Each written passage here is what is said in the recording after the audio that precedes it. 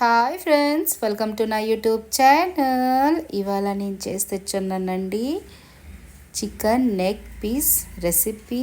చాలా టేస్టీగా ఉంటుంది. చికెన్ తలక నెక్స్ దీనికి నేను వండి చూపిస్తాను. చాలా బాగుంటుందండి.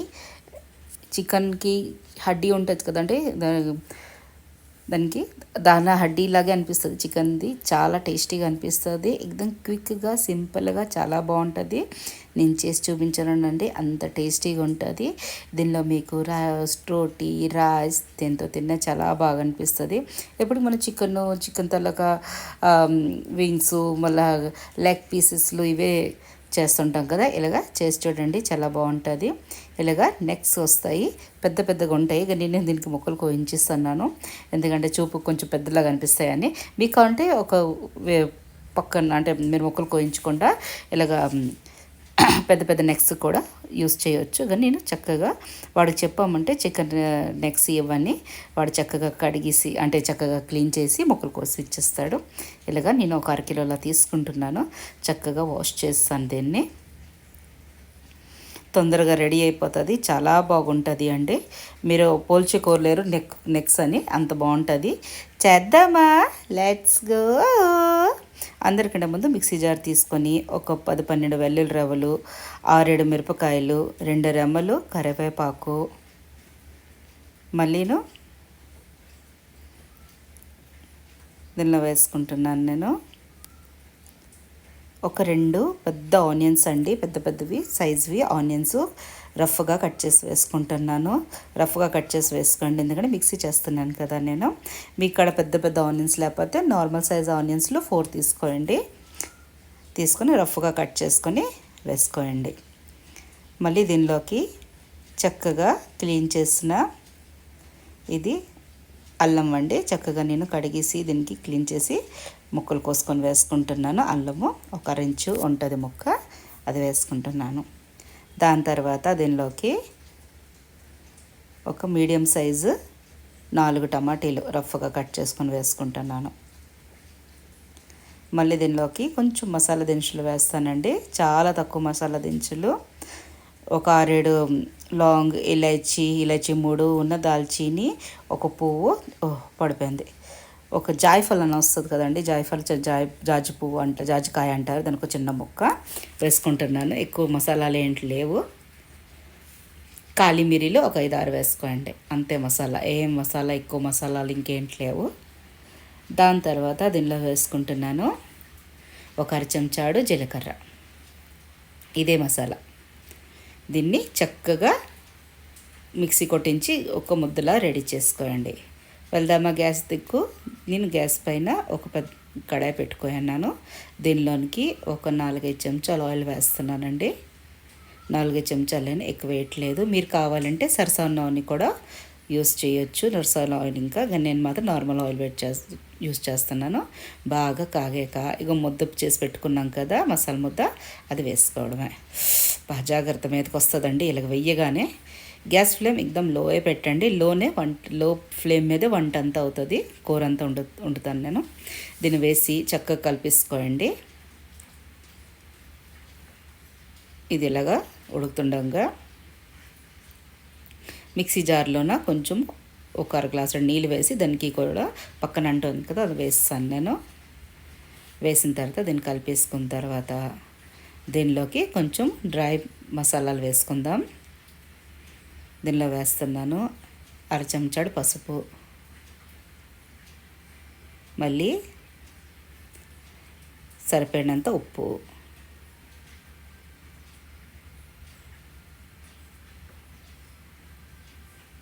దీనిలో వేస్తున్నాను కారం కొంచెం ఎక్కువ వేస్తున్నాను నేను, ఎందుకంటే చెంచాన్నర వేస్తున్నాను. ఎందుకంటే మిరపకాయలకి వేస్తున్నాను కానీ కారం కనిపించట్లేదు. మా ఇంట్లో స్పైస్ తింటారు, దాని నుంచి వేస్తున్నాను. మీరు ఇంట్లోనే స్పైస్ తక్కువ తింటే మీరు తక్కువ వేసుకోండి.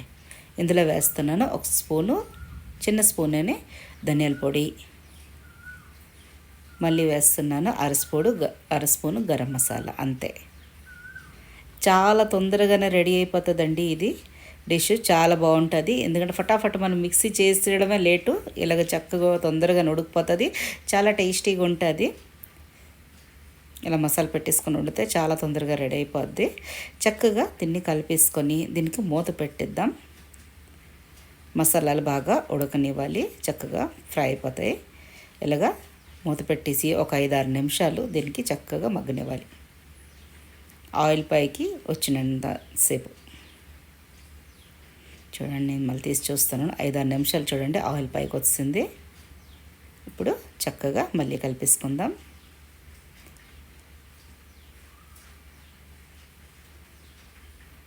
కలిపేసిన తర్వాత మళ్ళీ ఒక 3-4 నిమిషాలు మళ్ళీ మూత పెడుతున్నాను. వాటర్ అంతా పూర్తిపోయి దగ్గరికి వచ్చేస్తుంది, అంటే చక్కగా ఉడికిపోతుంది మసాలా. అప్పుడే రుచి చాలా టేస్టీగా వస్తుంది. చూడండి, ఒక 3-4 నిమిషాల తర్వాత చూస్తే పూర్తి మసాలా ఉడికిపోయింది, చక్కగా దగ్గరికి వస్తుంది. పూర్తి ఆయిల్ అంతా పైకి వచ్చింది అంటే ఈ ఇండికేషన్ చాలా బాగా మసాలా ఉడికిపోయినట్టు. ఇప్పుడు ఇలాంటి మసాలాలో మనం ఏం వేసినా చాలా టేస్ట్ వస్తుంది.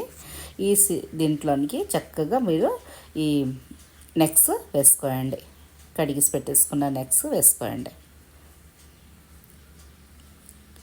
ఇలాగ వేసుకున్న తర్వాత నేను ఫ్రీజర్లో పెట్టాను. కడిగిసి పెట్టి ఇవన్నీ రెడీ చేసినలోన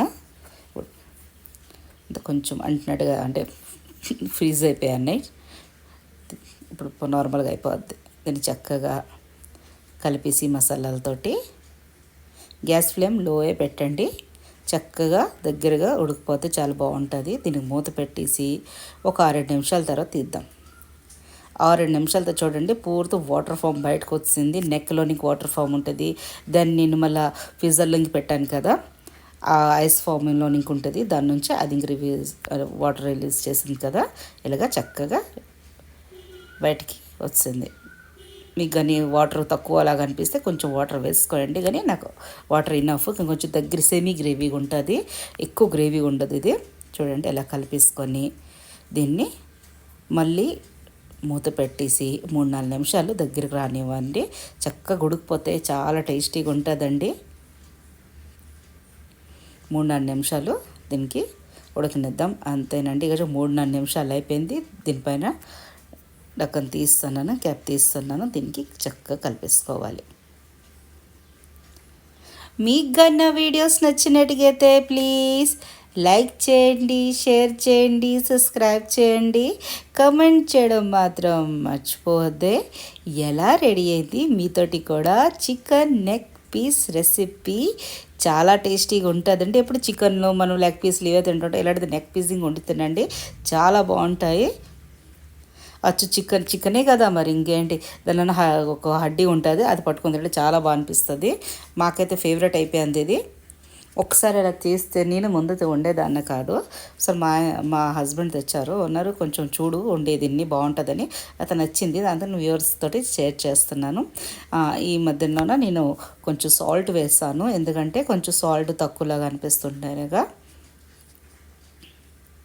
ఇలా వేసి దీన్ని చక్కగా కలిపేసుకోండి. దీన్ని మళ్ళీ పైన మూత పెట్టద్దు, ఎందుకంటే దగ్గరికి రావాలి. గ్రేవీ కొంచెం దగ్గరికి వస్తే చాలా బాగా అనిపిస్తుంది.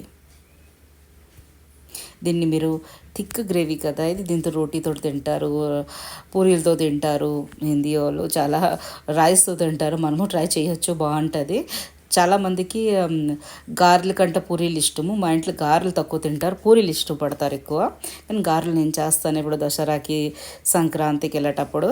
కానీ పూరి చికెన్ చాలా ఇష్టపడతారు మా ఇంట్లోనే, అలాంటప్పుడు నేను పూరి చేస్తుంటాను, చాలా ఇష్టం. ఇప్పుడు రేపు చాలా అందరూ హెల్త్ కాన్షియస్ కదా, ఎప్పుడో ఒకసారి పిల్లలు ఇంకా తినరు, వద్దు మేము తినము అనేస్తారు. కానీ ఎప్పుడో ఒకసారి మనసుకి అనిపిస్తుంది కదా ఒకసారి తినాలి అని, కొంచెం చీట్ మేము చేయాలని. అయితే అప్పుడు నేను పూరి చేస్తాను.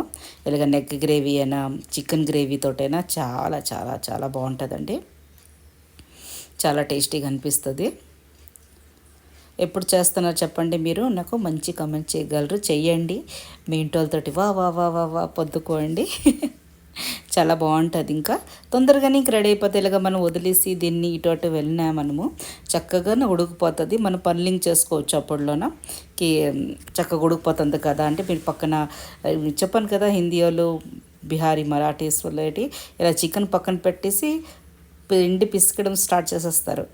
అంతే, ఇది ఇలా కలిపేస్తుంటారు. ఈ పిండి పిసికేసి చపాతీలు, ఆ చికెన్ అవుతుండగా 2-3 చపాతీలు ఇచ్చేయడం, దెన్ చికెన్ వేసేసి ఇచ్చేయడం. ఎవరు వచ్చినా వాళ్ళు సర్దేస్తారు చక్కగా.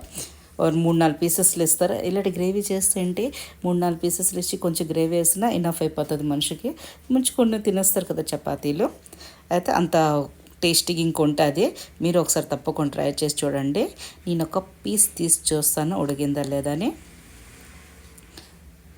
చూద్దాం. బాగా ఉడికిపోయిందండి. చాలా వేడిగా ఉంది కానీ చాలా బాగా ఉడికిపోయింది. నేను గ్యాస్ బంద్ చేస్తున్నాను. అంత బాగా ఉడికిపోయింది. టేస్టీ. ఇంకా ఇది మళ్ళేంటి ముక్క వదలదు, దానికి హడ్డీకి ముక్క వదలదు, అంత బాగుంటుంది. ఇప్పుడు మన చికెన్ కొంచెం ఎక్కువ ఉడికిపోయినా ముక్క వేరే అయిపోతుంది కదా, వేరేగా ఇలాగ అవ్వదు. అంతేనండి, రెడీ అయిపోయింది tasty chicken neck recipe. Thanks for watching.